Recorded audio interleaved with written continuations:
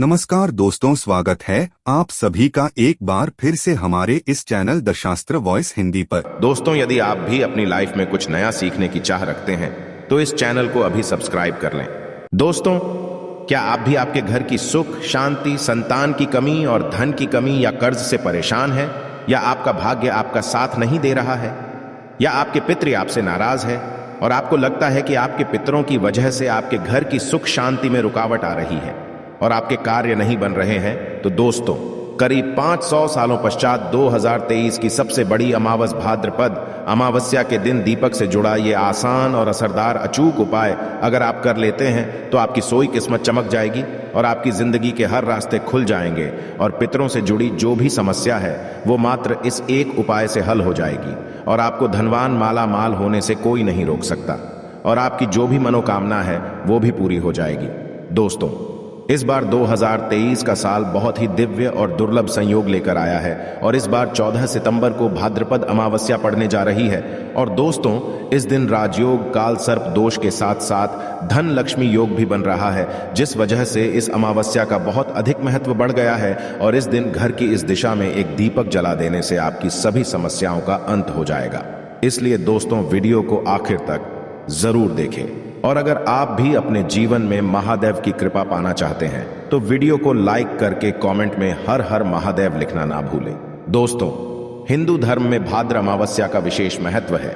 भादो मास की अमावस्या को कुशोत्पत्नी अमावस्या और कुश अग्रहणी अमावस्या भी कहा जाता है। पंचांग के अनुसार भाद्रपद अमावस्या 14 सितंबर 2023 को सुबह 4:48 पर शुरू होगी और अगले दिन 15 सितंबर 2023 को सुबह 7:09 पर इसका समापन होगा। इस दिन स्नान दान करने का शुभ समय सुबह 4:43 से लेकर सुबह 5:19 तक रहेगा। दोस्तों, में मान्यता है कि भाद्रपद अमावस्या के दौरान यमराज सभी आत्माओं को पृथ्वी लोक पर भेजते हैं। वे सभी आत्मा अपने परिवारजनों से अपने हेतु तर्पण श्राद्ध लेने के लिए धरती पर आते हैं। ऐसे में जो व्यक्ति अपने पितरों का श्रद्धा से श्राद्ध या तर्पण नहीं करते, उसके पितृ उनसे नाराज हो जाते हैं। इसीलिए भाद्रपद अमावस्या के दौरान पितृ के निमित्त तर्पण और श्राद्ध जरूर करने।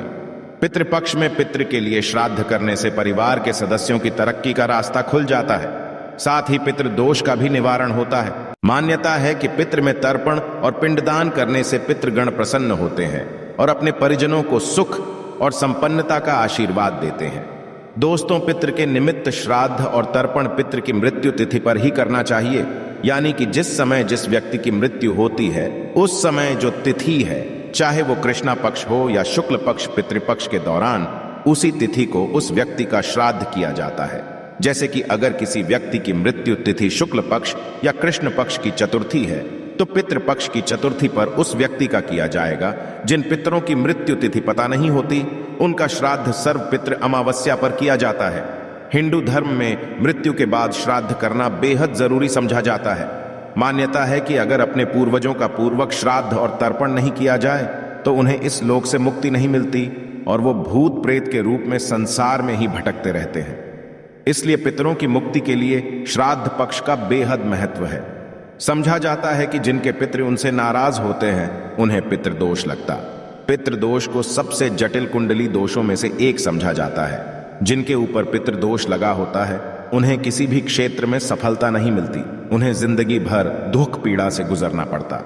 दोस्तों, भाद्रपद अमावस्या पितरों को प्रसन्न करने के बहुत ही खास दिन होता है।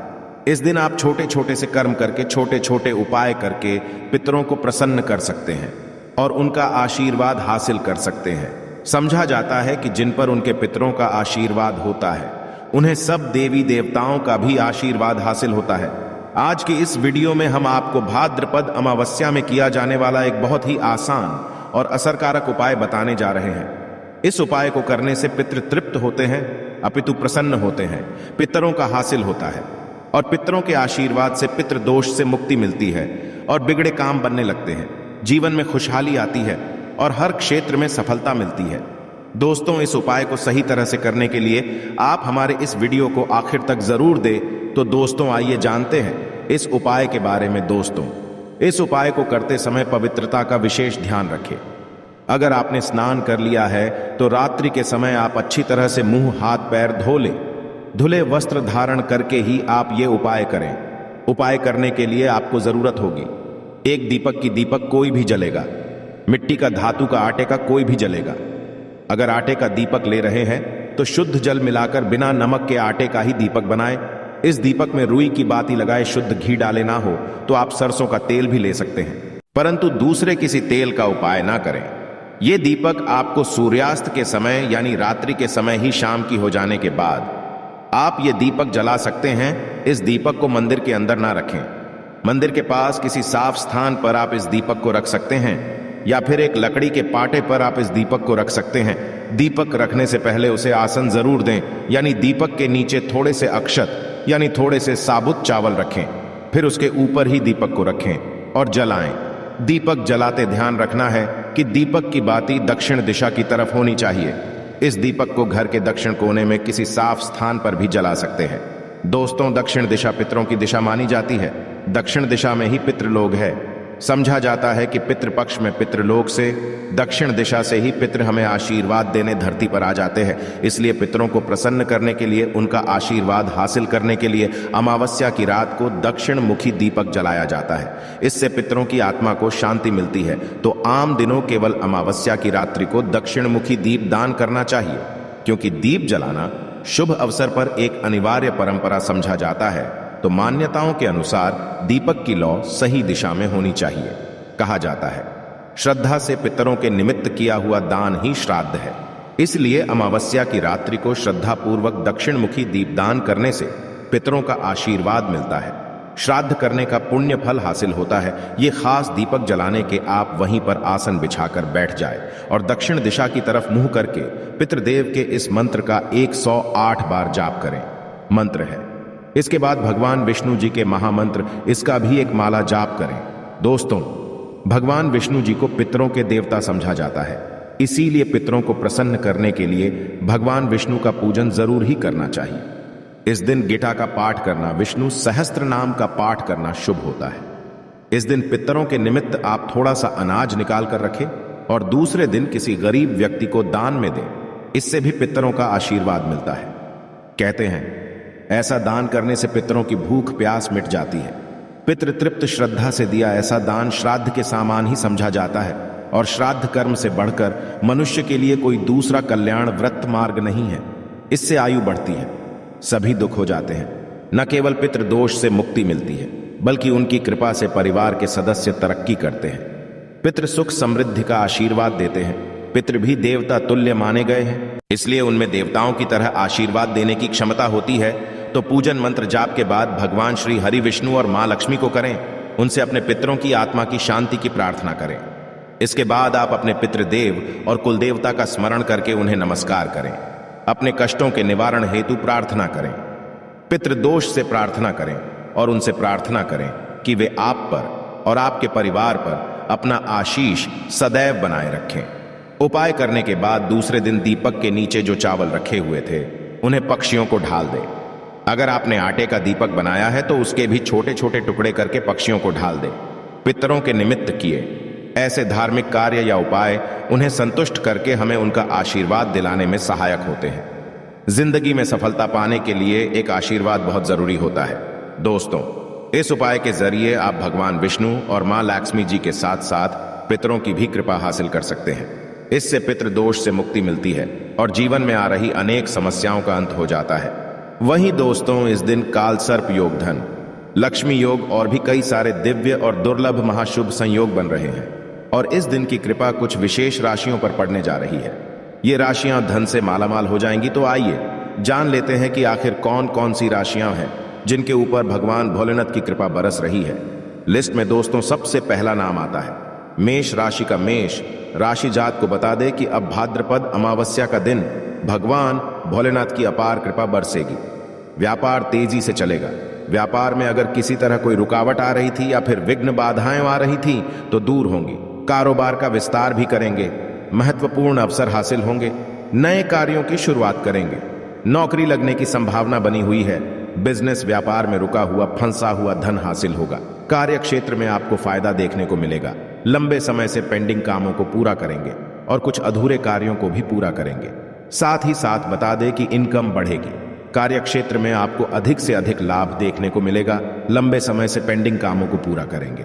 व्यापारियों के लिए काफी खास समय रहेगा और कई महत्वपूर्ण क्षेत्रों से आपको आपकी जो आमदनी होगी वह तो बढ़ेगी, साथ ही महत्वपूर्ण सफलता की प्राप्ति होगी। अगली जो राशि आती है दोस्तों बता दें, वो है यहां पर राशि सिंह। राशि जात को बता दें कि अब आपका व्यापार तेजी से चलेगा। महादेव की कृपा से रुका हुआ फंसा हुआ धन हासिल होगा। इनकम में वृद्धि होगी, इसलिए उनमें देवताओं की तरह आशीर्वाद देने की क्षमता होती है।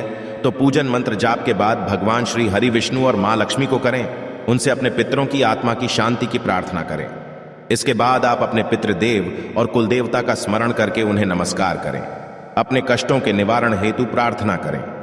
पितृदोष से प्रार्थना करें और उनसे प्रार्थना करें कि वे आप पर और आपके परिवार पर अपना आशीष सदैव बनाए रखें। उपाय करने के बाद दूसरे दिन दीपक के नीचे जो चावल रखे हुए थे उन्हें पक्षियों को ढाल दें। अगर आपने आटे का दीपक बनाया है तो उसके भी छोटे छोटे टुकड़े करके पक्षियों को ढाल दें। पितरों के निमित्त किए ऐसे धार्मिक कार्य या उपाय उन्हें संतुष्ट करके हमें उनका आशीर्वाद दिलाने में सहायक होते हैं। जिंदगी में सफलता पाने के लिए एक आशीर्वाद बहुत जरूरी होता है। दोस्तों, इस उपाय के जरिए आप भगवान विष्णु और मां लक्ष्मी जी के साथ साथ पितरों की भी कृपा हासिल कर सकते हैं। इससे पितृदोष से मुक्ति मिलती है और जीवन में आ रही अनेक समस्याओं का अंत हो जाता है। वहीं दोस्तों, इस दिन काल सर्प योग, धन लक्ष्मी योग और भी कई सारे दिव्य और दुर्लभ महाशुभ संयोग बन रहे हैं और इस दिन की कृपा कुछ विशेष राशियों पर पड़ने जा रही है। ये राशियां धन से मालामाल हो जाएंगी। तो आइए जान लेते हैं कि आखिर कौन कौन सी राशियां हैं जिनके ऊपर भगवान भोलेनाथ की कृपा बरस रही है। लिस्ट में दोस्तों सबसे पहला नाम आता है मेष राशि का। मेष राशि जात को बता दे कि अब भाद्रपद अमावस्या का दिन भगवान भोलेनाथ की अपार कृपा बरसेगी। व्यापार तेजी से चलेगा। व्यापार में अगर किसी तरह कोई रुकावट आ रही थी या फिर विघ्न बाधाएं आ रही थी तो दूर होंगी। कारोबार का विस्तार भी करेंगे। महत्वपूर्ण अवसर हासिल होंगे। नए कार्यों की शुरुआत करेंगे। नौकरी लगने की संभावना बनी हुई है। बिजनेस व्यापार में रुका हुआ फंसा हुआ धन हासिल होगा। कार्य क्षेत्र में आपको फायदा देखने को मिलेगा। लंबे समय से पेंडिंग कामों को पूरा करेंगे और कुछ अधूरे कार्यों को भी पूरा करेंगे। साथ ही साथ बता दें कि इनकम बढ़ेगी। कार्य क्षेत्र में आपको अधिक से अधिक लाभ देखने को मिलेगा। लंबे समय से पेंडिंग कामों को पूरा करेंगे। व्यापारियों के लिए काफी खास समय रहेगा और कई महत्वपूर्ण क्षेत्रों से आपको आपकी जो आमदनी होगी वह तो बढ़ेगी, साथ ही महत्वपूर्ण सफलता की प्राप्ति होगी। अगली जो राशि आती है दोस्तों बता दें, वो है यहां पर राशि सिंह। राशि जात को बता दें कि अब आपका व्यापार तेजी से चलेगा। महादेव की कृपा से रुका हुआ फंसा हुआ धन हासिल होगा। इनकम में वृद्धि होगी। बैंक से आपके लोन मंजूर होने से आपका कार्य तेजी से चलेगा। अभी तक अगर कोई कार्य नहीं बना वो कार्य बनेगा। महादेव की कृपा से अनेक जगहों से आपको धन प्राप्ति के प्रबल योग बनेंगे।